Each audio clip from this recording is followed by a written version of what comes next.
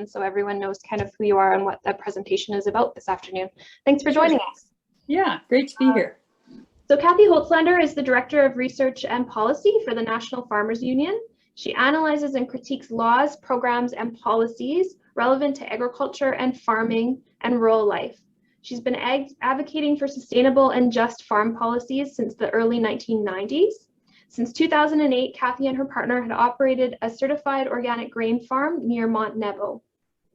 And in this talk, Cathy will be taking us through seed for food systems resilience, so highlighting importance of keeping public interest at the forefront of our plant breeding and seeds. So Cathy, thank you again for being here. We will have time for some questions for you at the end of the presentation, and we've been using the question and answer for people to type questions in, and we also have an option to have folks raise their hand to be visible for you to hear their questions. So Cathy, I'll hand it over to you, and yeah, go right ahead. Whoops. Oh, I better go back here. There we go. Great, good. Thanks a lot.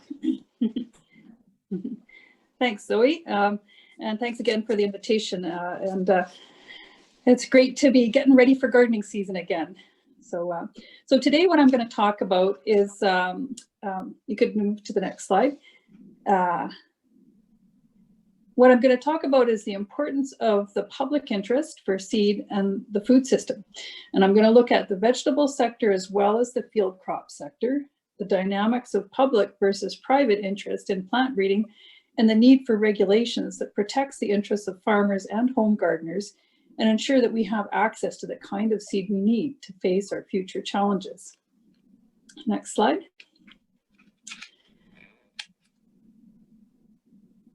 So seed saving and selection goes back to the earliest days of agriculture. As a result, farmers were the world's first plant breeders, and they were plant breeders for millennia. Farmers saved what worked best, and over time, crops improved. Seed was adapted to local conditions and the farming community's traditions, food needs, tastes, and aesthetics. Their seed exchange and cultivation practices are embedded in the seed that we have inherited and form the foundation of future seed systems. Future food systems, I should say. Seed is a world heritage recognized by the United Nations International Treaty on Plant Genetic Resources for Food and Agriculture, which Canada has signed. Next slide. In the 20th century, our society's relationship with seed began to change significantly. Plant breeding became more intentional and institutionalized. This was due both to new knowledge from Gregor Mendel's study of how traits are inherited and a change in how governments viewed their role in regard to agriculture and farmers. Just before the turn of the 20th century, the Canadian government asked William Saunders to create a framework for agriculture research in Canada. He proposed a network of experimental farms, each one focused on a geographic region to study its crops, conditions, and farming challenges. Most of these experimental farms are still in operation as Agriculture and Agri-Food Canada research stations, and many of them became involved in plant breeding. And the map that you see in front of you is where those original experimental farms were located. And you can see there's a number in Saskatchewan. And the picture of the man there is Charles Saunders, an early plant breeder. And using experimental farm facilities, he bred Marquis wheat, a high quality milling wheat that matured 10 days earlier than other wheats, making farming on the prairies more successful. And then when universities were established, their agriculture colleges also got involved in plant breeding. Next slide. In the 1920s, the technique to create hybrid corn was developed in the United States. By crossing two different parent lines, the progeny could produce a vigorous crop with desirable qualities from each parent. However, farmers who saved and planted seeds from hybrid crops found the next crop was inconsistent, with the less desirable characteristics from the parent line showing up. Thus, it made sense to buy new hybrid seed every year. And producing hybrid seed was a good business. There was a reliable market and farmers were willing to pay higher prices. So this was the beginning of the private seed sector. Later, when genetic engineering was developed, patenting the genetic sequences gave the private seed companies a legal mechanism to prevent farmers from saving seed, and also allowed them to charge royalties. The necessity of buying seed every year allowed companies to raise the price of genetically engineered seed, particularly when non-GE alternatives were not available. Field crops that are not easy to hybridize or that have smaller markets are still primarily bred through Canada's public plant breeding system. And almost all of the vegetable crop breeding is now being done by private companies, many of them using hybridization, which can produce good results, but also discourages seed saving. And later I'll talk about where those private vegetable crop breeding companies are located. And I should mention that there are no GMO vegetable varieties sold in Canada, so you don't have to worry about that. Next slide. So private seed companies have used these strategies of hybridization and patenting to raise the price of seed and for field crops to link seed sales to the sale of other inputs such as herbicides, pesticides, and fertilizers. The largest companies have consolidated through mergers and acquisitions to the point that now just 6 corporations control over 60% of the global seed market, and that's their logos there at the bottom. And the diagram, the sort of brownish red circles, those are the biggest companies, and the blue circles are their subsidiaries, or what the smaller companies that they've taken over and swallowed up over the years. So to the next slide, please. In the vegetable sector, seed sector, there's also a high degree of corporate consolidation. The biggest seed and agrochemical companies that we saw on the previous slide are also major players in vegetable seed. And there are a handful of giant multinationals that specialize in vegetable seed, and they're listed below there. These companies supply seed for both large-scale commercial vegetable production, such as the field crops of tomatoes that they use for processing into ketchup, for example. And they also supply the retail garden sector. Next slide. Canada is highly dependent on imported seed for vegetable production. This graph shows that the value of vegetable seed imported to Canada is rising and is now close to $200 million worth. And the little blue line at the bottom is our exports. So you can see that seed exports are pretty insignificant. And then vegetable seed produced in Canada is also quite small. Most of the seed growers in Canada are growing pedigreed seed for field crops like wheat.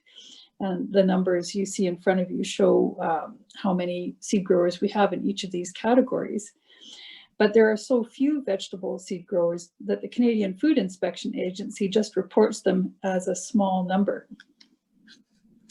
Next slide. So on this slide, you can see where most of Canada's vegetable seed is imported from. You can see that the biggest slices of the pie are the United States, Peru, Netherlands, China, and Chile. These are also the countries where the seed corporations that I just mentioned are doing their plant breeding research and growing their seed. So next slide. Not only does Canada lack vegetable seed growers, we have very little public plant breeding research here anymore.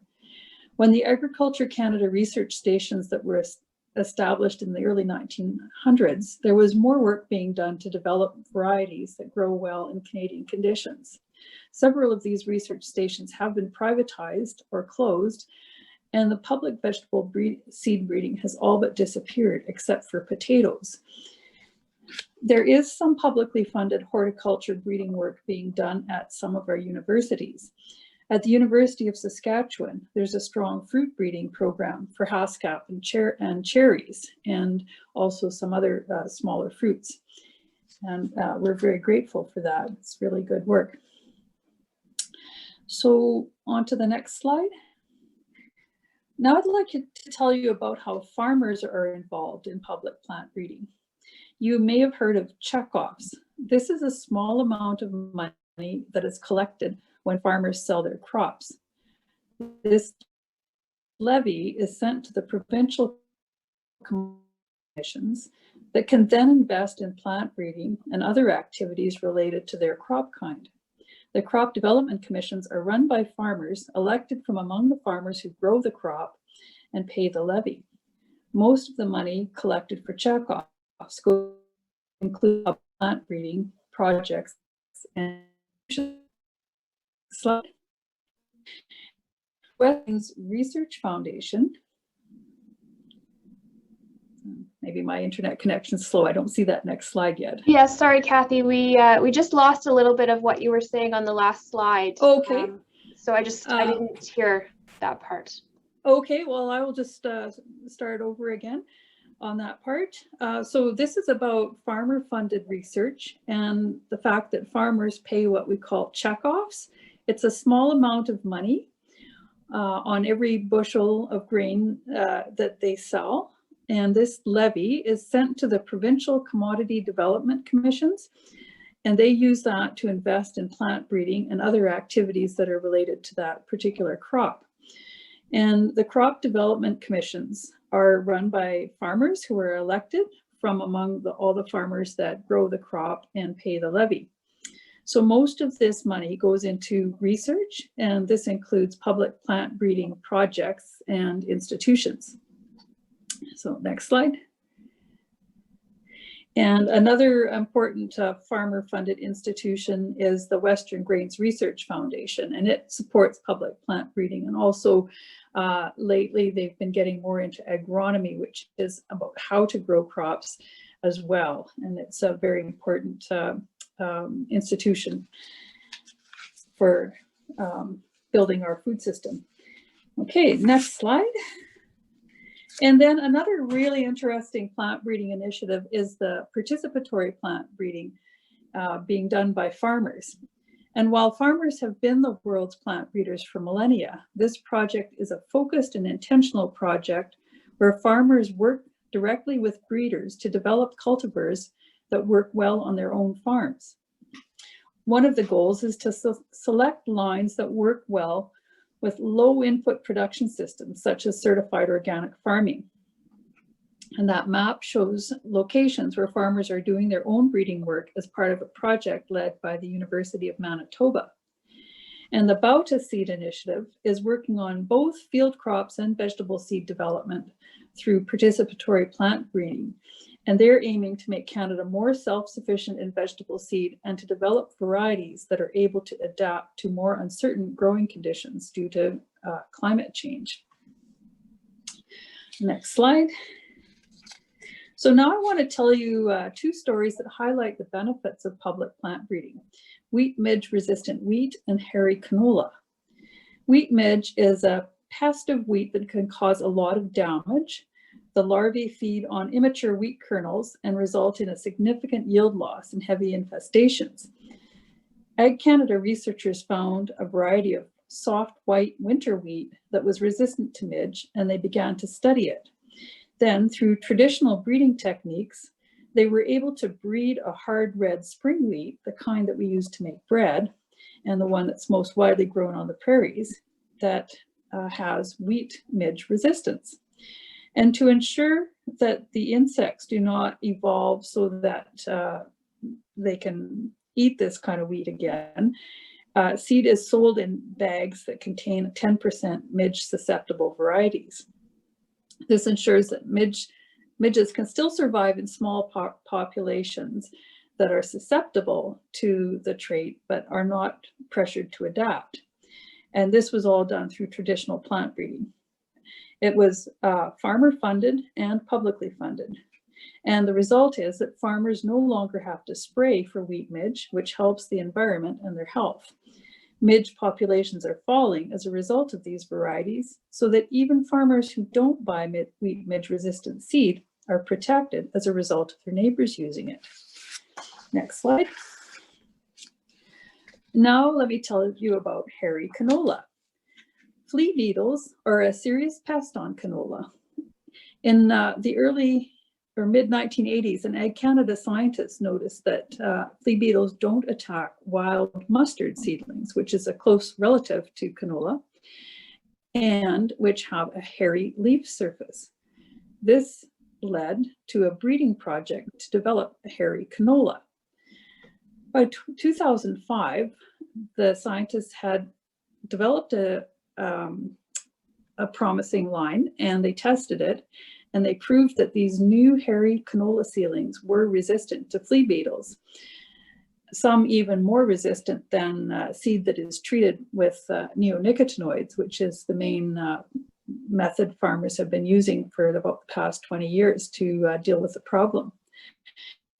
So hairy canola, if it was widely adopted, could actually eliminate the need for insecticides to deal with the flea beetle pest. By 2017, Ag Canada had developed both genetically engineered and traditionally bred canola germplasm that was ready to be commercialized. But they had no seed company that was willing to take the hairy canola to market. So it's just basically sitting there on the shelf. And why? This is no doubt because over 95% of Canada's canola varieties are owned by Bayer or BASF, two of the biggest seed multinationals that also sell insecticidal seed treatments. So hairy canola would take away that market. So we haven't had a good ending to that hairy canola story yet. So next slide, please. Here I've put together a summary to contrast public interest versus private interest in plant breeding.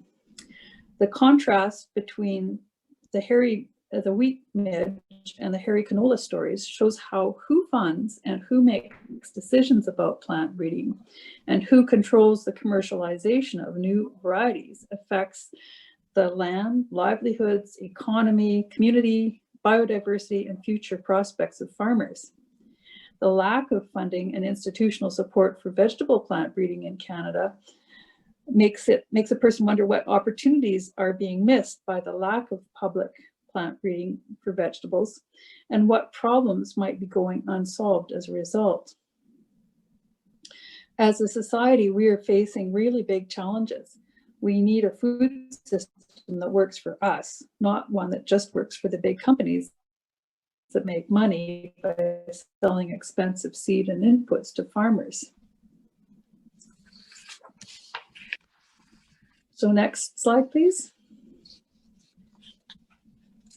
In response to lobbying by multinational seed and agribusiness companies, the federal government has agreed to open up all of the Seeds Act a seed is passed by Parliament and regulations that are used to put that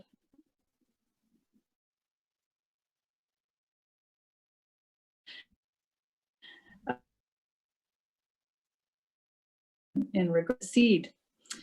So our seed regulations that we have been in place basically. You're just cutting in and out a little bit on this make slide. Small changes over. Cathy, you're just cutting in and out a little bit. Okay. Okay, I'll did you hear anything from this slide, or should I start over? We heard the first part. Can you? Okay. All right.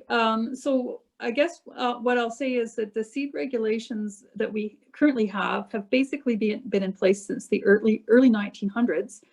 And they were set up to protect farmers from fraud and misrepresentation within the seed system, to set standards for germination and purity, to prevent proliferation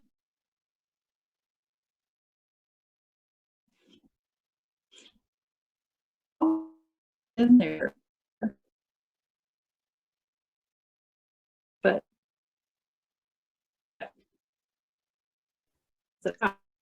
this review are the quality control measures on imported seed, especially and could maybe require variety registration for vegetable seed too, as this would be a step towards increasing control of seed by corporations. Right now, crops like wheat and barley and flax and oats, they have to be registered varieties before they can be sold, but vegetable seed doesn't have to be right now. So the CFIA is running this review, and there will be opportunities for public consultation. So anyone who's concerned about the future of the seed should get involved and make their views known. Next.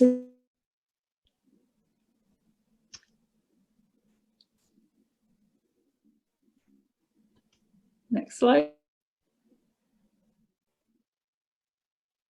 I think we're having a little bit of an internet connection issue, Cathy. You're just frozen.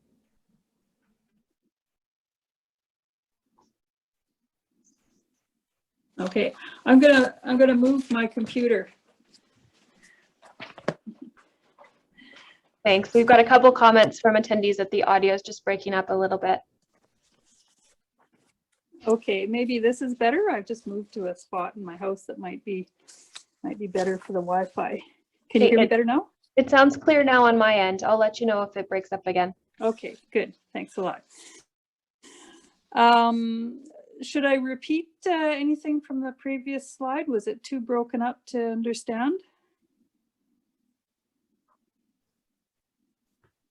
Okay, all right, somebody said yes. So maybe if you could back up one slide to the one about the seed regulations. Yeah, that one. Good, thanks. So I was just saying that we're right now the Oh, it really doesn't want us to hear this slide for some reason, Cathy. We've lost you again. Okay. I'll try another spot. This is because I'm talking about the CFIA. Is this better? It sounds clear now. Okay, no, I think I'm really close to the modem. So yeah, what I was talking about is this, the federal government has begun a complete review of the Seeds Act regulations. And these are the regulations that govern our seed system that we have had all of our lives. These regulations were put in place in the early 19, and they were set up to protect farmers from fraud and misrepresentation within the seed system, to set standards for germination and purity, and to prevent the proliferation of noxious weeds and crop diseases, and also to regulate imported seed. Since it's always been there for us, it seems natural and permanent, but it is now seriously at risk, because it was the big seed companies that lobbied the government to open it up and bring in, so that, you know, that would be possible to bring in major changes that would be helpful for these big companies. So a lot of the changes are really on the radar for farmers that are growing field crops like wheat and flax and oats and so on. But there are also some concerns that vegetable farmers and small-scale vegetable growers and seed growers may be quite concerned with. And these have to do with the potential that we could get changes that would take away the rules about purity and germination rates and weed contamination for imported seed. And right now, vegetable crop varieties do not have to be registered before they're sold. That's quite an involved process to get a variety registered. And it could be that the big companies would like to require registration as another way to try and control the seed and make more money off of it, and prevent people from you know, having the flexibility to do what we can today. So this review is being run by the Canadian Food Inspection Agency, and they are going to be giving opportunities for public consultation. And so anyone who is concerned about the future of seed should get involved and make their views known. So now, next slide. So we are facing many challenges, including climate change and the pandemic, and we need a food system that has resilience to meet these challenges. As people who care about seed, we have an important role to play. Learning about seed, saving your own seed, supporting our local seed growers, and getting involved with seed activism are ways that we can make a positive difference. Next slide. So next Thursday at 1 p.m. Saskatchewan time, the National Farmers Union will hold an NFU University event featuring Dr. Karine Prichard. She has been following farmers and civil society groups' resistance to laws and regulations that corporations use to try and control access to seed. She's going to talk about how people in different countries organized and what they were able to accomplish, and what we in Canada might be able to learn from their experience. This is going to be a really interesting presentation, and everyone is welcome to attend. So you can register by clicking on the blue NF University button on the front page of the NFU website, which is www.nfu.ca. So last slide, please. So I work for the National Farmers Union, as Zoe mentioned. I do policy research on seed and other issues. And I would urge anyone who is a farmer to join our organization as a voting member, and anyone who isn't to join as an associate member to support our work. Thanks very much, and I'm looking forward to getting some questions and hopefully continuing this conversation a little bit.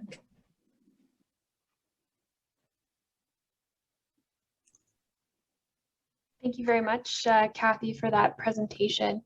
I'm just looking, I don't see any questions so far typed in. I'm just going to have a look and see if any of our participants have raised their hand that they would like to ask a question.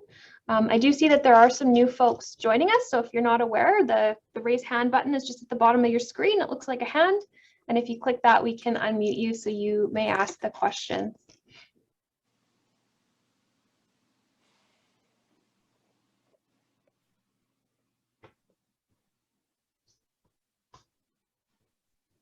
Okay, I see one question here. Anna, are you able to, that person doesn't have a name, but we can unmute them so they can ask their question.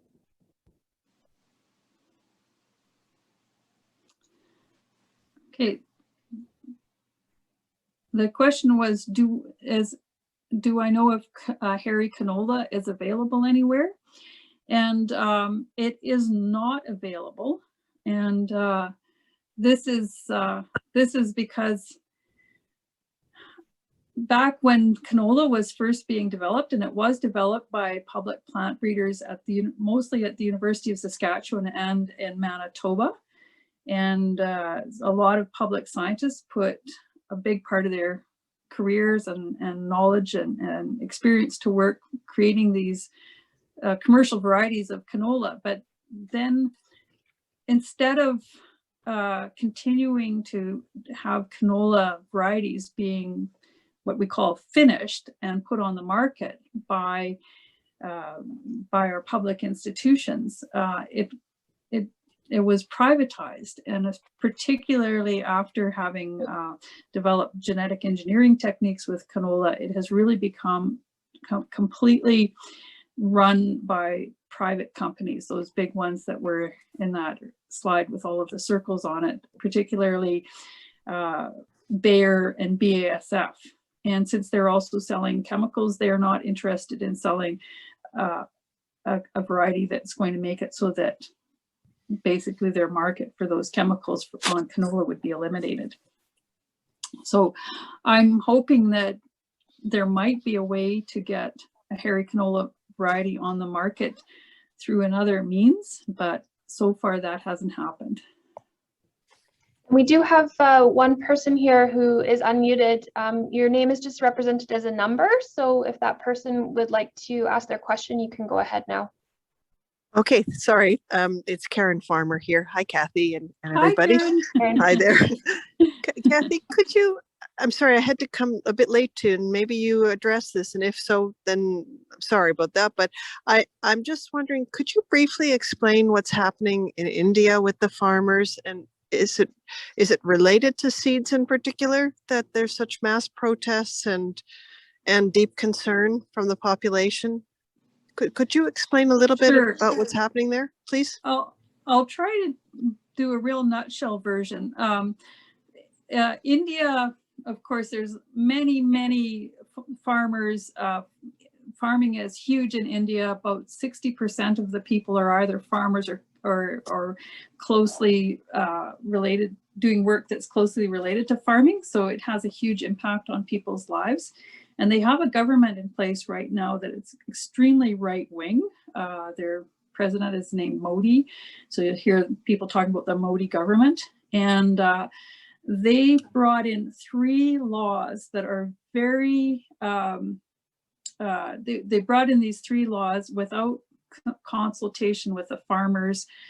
And they take away some of the really important protections farmers have so that they can have a chance to make a living as a farmer. And this has to do with minimum prices for the products they're selling and a few other things.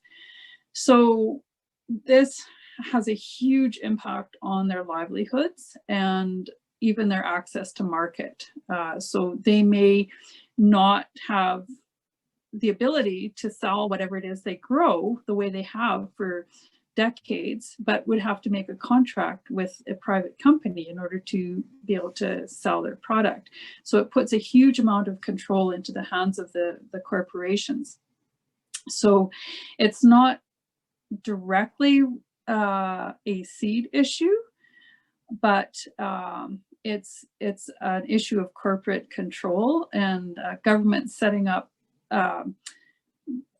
this right-wing government that they have in India has basically imposed very unfair laws on the farmers, and people just can't stand for that, so they are protesting. And I think it's the biggest protest in almost 100 years in worldwide, with the numbers of people that are protesting. So it's very significant. And the Indian government has stepped back, but they haven't met the farmers' demands. They have not revoked these laws. They're saying, oh, well, we'll delay putting them in, but that's not good enough. It will be bad no matter what, no matter when they put it in. So the farmers are still protesting. So I hope that's the kind of thing you're looking for. Yes, it is. Thank you. And I'm also looking for those red poppy seeds from you. Hey, I'll have to get those from you. I've been dreaming about them, Cathy. Oh, okay. I thought I gave you a bunch, but yeah. No, I'll have to get them from you yet. Yeah. Okay. Thank you, everybody. Awesome.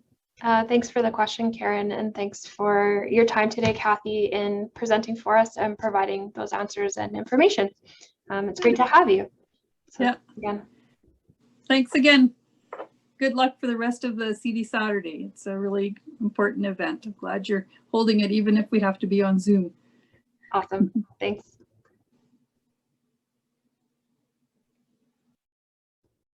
All right.